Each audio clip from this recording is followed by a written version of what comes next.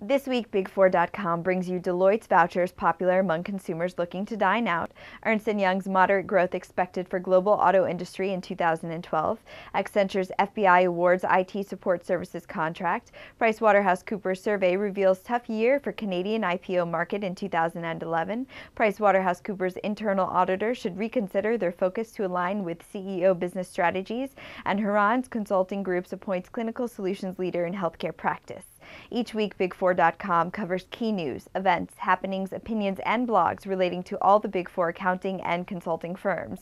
You can view this video on our website and on Big4.com's channel on YouTube. So, let's start this week's roundup of the top news. Nearly two-thirds of consumers from across the UK use a voucher for quick service and casual dining, while 48% will use a voucher in a bar or pub and 50% in a fine dining establishment. This according to findings from the latest Taste of the Nation survey conducted by Deloitte and BDRC Continental. Among 18 to 34-year-olds, the largest market for eating out, 67% use vouchers compared to 58% of 35 to 54-year-olds and 51% of those over 55 years old. Overall, the survey found over half of consumers, or 59%, have used a special offer voucher when eating out. Moderate growth is forecast for the global automotive market in 2012, in keeping with the industry's limited expansion of around 3% in 2011. Acknowledging that 2011 was another challenging year for the industry, Jeff Henning, global automotive markets leader for Ernst & Young, noted growing confidence among automotive executives was highlighted in the firm's Automotive Capital Confidence Barometer released late last year. Henning said executives also identified maintaining or lowering levels of debt as an important theme in 2011.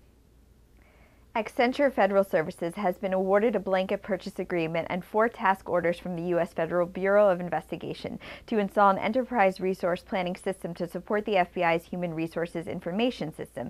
The BPA was awarded under the General Services Administration IT schedule that provides technology support services to the FBI. The task orders will enable Accenture to oversee selection, installation, testing, and support to the agency's HR systems. Accenture is eligible to receive additional task orders under the BPA.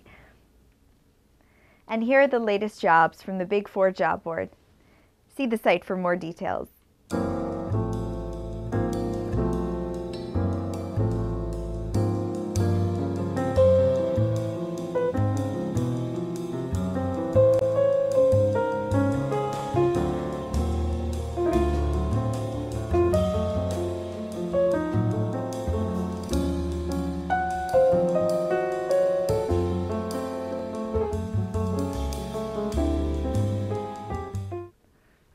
The Canadian market for initial public offerings reached only $2 billion for 2011, its third lowest total in a decade, according to the annual PricewaterhouseCoopers review of IPO activity.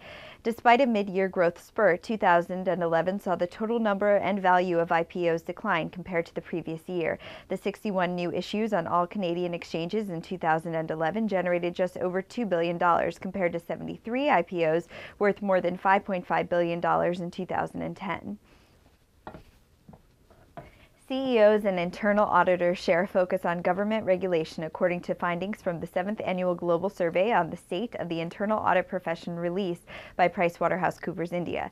Not only does over-regulation rank among CEOs' top concerns, but nearly 60% of internal auditors expect to increase their attention to regulatory compliance programs in their audit plans.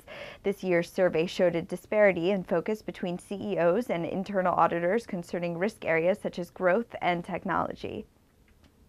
Andrew Ziskind, MD, has joined Huron Consulting Group as a managing director in its Huron healthcare practice, where he will lead clinical solution service line focused on building clinical performance, physician alignment, and care continuum optimization at hospitals, health systems, and academic medical centers.